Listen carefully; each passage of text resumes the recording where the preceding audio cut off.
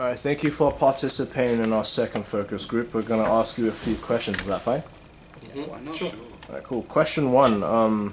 What are your initial thoughts on our pitch and idea that we had, which I explained to you off camera previously? Okay, I'll start with I like the idea of having like a flashback of character A beating character B with a crowbar, because it's a very iconic scene from from the actual story arc, and it wouldn't be, I mean, it would be the same, but it wouldn't be the same, if that makes sense, of what the story is if you don't have that particular scene. I think another scene which is actually the same within the same sort of story, within the same sort of areas, when character A actually brands character B with a hot rod with a J on it, on his cheek. I think that was also something that was very, I think it's an iconic part to the story. So yeah. Yeah, I like the idea that, like you said, the iconic idea that where he's being beat with the crowbar. But I think if you put in like the where he branded it with the J, it'd be a bit too much. I like how you only did just that one scene, because it's like the biggest thing, how he was made into Red Hood. I think it's a good idea how you put that in, because it will help audiences identify with who it is and stuff. Right. Me personally, I think I quite like the establishment shot where you started off with, because when you have an establishment shot, it kind of sets a scene. So if you see, for example, if you see a dark neighborhood, you know something fishy is going to be going on. And having an establishment shot is very useful for setting the storyline. So on top of that, once having the establishment shot, once setting it, you then show the crowbar, the guy getting beaten up with the crowbar. So it kind of it links together. And at the end of it, you said where he has a gun, points a gun, it kind of shows you that, okay, this is how it starts, but this is how it finishes, but what happens in between, essentially. So how does it get from point A to point B? All right, thank you. Proceeding on to question two. Or do you want to do the what would they think we could improve on? Oh yeah, of course. What do you think? Are there anything that we could improve on our initial idea? If you could. The scene with the crowbar, I wouldn't show too much, because like you want to have that sense of enigma. So if you like show me little bits, like short flashes, or only like one scene of it, and that would get like fans excited because they want to see more. If they see too much, they might like have like a negative reaction. But seeing less will make them want to see more and look forward to it. Yeah, I think I've kind of already mentioned it. I don't think you should show the actual bit where, can I see the names? The Joker brands Jason with the J. I think what you could do is you could have like just like a silhouette where all you can actually see is a J, and then it goes black and you hear screaming. I mean that's something that I think would add some like an effect to what's actually happening without you actually seeing it. Shall I go? Yeah. For me personally, I like it when things fade to black. So, and quick flashes as well. I like it when there's, as you said before, don't show too much of the fighting scene. So I like to see, show the fighting scene, but have flashes. Make it like, quick flashes. Like, say for instance, if somebody's gonna get hit, they're about to get hit, and then it just fades to black. Like you don't actually see. Like with the J, you could before when he gets branded with the J, he's about to brand him. Then it fades to black. Then the scene opens up again, and you see a J in his face. So it kind of builds a mystery as to what's gonna happen now. Great. Moving on to question two. What do you think our Red Hood character should look like in our teaser trailer? If you got an idea of what he looks muscular. like. Muscular. It's a superhero stereotype. It has to be muscular. He is a mercenary. It's not like, he was trained by the Batman essentially. So that whole every part of his costume has to be somewhat functional. Like nothing that the Batman has is actually this. It's not just for show. It's actually functional. Everything from his cape, even his symbol, I hear is actually the strongest part of the armor. Apparently, it's supposed to draw attention to the suit, and it's actually the strongest part.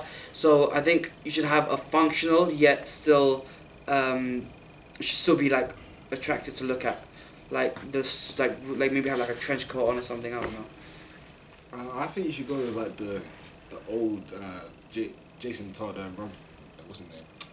Red Hood costume with like the leather jacket and like the bat sign there under it as well. I don't think you should have like everything should be functional because remember he's still young, and he's still got like that sort of that flashy style. And like in the comics, he had the jacket. I think that was for show. He only held like his guns and stuff. It wasn't all for armor. So because he's young, I think he shouldn't all be like Batman and as sophisticated. So yeah. In terms of our Red Hood costume, how close would you like our Red Hood character to be in terms of the comic adaptation of it? Well, obviously, comic books have the superpower of, of being 100% creative. You don't actually have to make it. I say when you're making something like a live action movie, it doesn't necessarily have to be. You can only make it so close. I think the perfect example would be like every Spider-Man costume ever made. I mean, you can make it ever so close, but it will never actually ever look like the actual costume. And I think what would make it good is that if you take your own spin on it, because you're not just trying to copy it. It is, end of the day, you are actually writing your own story. It's something that would separate your story from the actual Jason Todd, just the original Under the Red Hood story. No, I say, me personally, I say just be realistic. Like seriously, just be realistic because when it comes to superhero films, you tend to see that person with the flashy outfit and like where he's how old is he? He's like 18. He's an 18-year-old. Be realistic. No 18-year-old's gonna be running around in spandex. I mean, you want to look cool. You want to be that. Spider-Man's a different. He was 15. I know, but he's different. Spider-Man's just Spider-Man. Okay, Spider-Man's just Spider-Man. But like, he's like one of those those cool kids that you have in those typical American films, like in those school. Just just leather jacket or just trench or whatever. Just what's it called again? Camouflage trousers, if even that, and boots. Just be realistic with it. Can I also add something? Have something. No, I'll be quick. Add something that actually, that would. If you see this, it's yours. Like with the whole small is big bat, that's from the Dark Knight Returns and stuff like that. I think you should keep like some iconic pieces like the brown leather jacket and how he has the bat symbol under the top. I think you should keep like those because they're major pieces for his character and of course the Red Hood.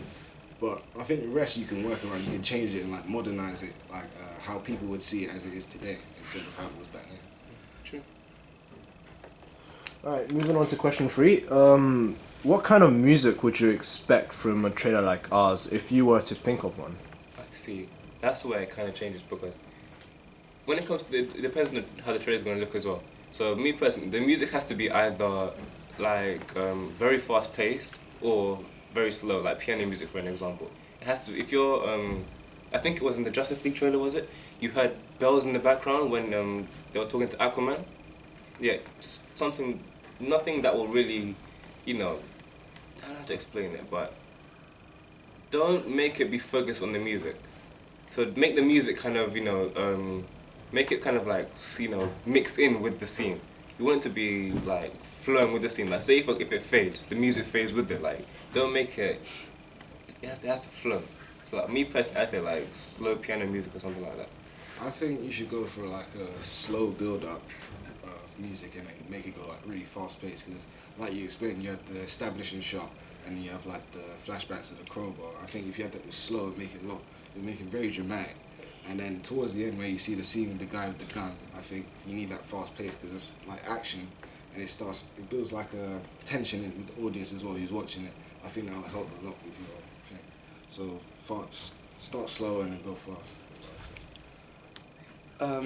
If I was to say, I would say something dark, definitely something like nothing too up tempo, nothing too high pitched. Like keep it like low pitched, keep it fast paced when it needs to be like that, like the bit where he's running away from something that he sees and he sees a gun. I think that could be like a fast paced sort of thing, but I think when you're showing the bit where Joker is beating Jason with the crowbar, I think you should keep it like really slow and dark, just so the viewer can sense it. All right, in terms of music, would you prefer like an instrumental or would you prefer a lyrical song? Instrumental. Definitely instrumental. Definitely. Great. All right, moving on to our final question. Since we're including voiceovers in our trailer by the Red Hood character, what kind of things would you expect them to say? Like, Oh, would you expect him to give away the plot of the movie, or would you prefer him to say his motivation as a character in To an the movie? extent, you know, I think it'd be something like, you know, the difference between him and him then and him now. So you could be like, I don't know, 3 years earlier or something like that. Like you see in the beginning, you see you have a voiceover that says 3 years earlier, and then you see him getting beaten up, and then you change it, say, I don't know, something like maybe now this, or this is happening. You know, something that kind of keeps you interested but doesn't completely reveal everything, if that makes sense. I don't think you should have anything like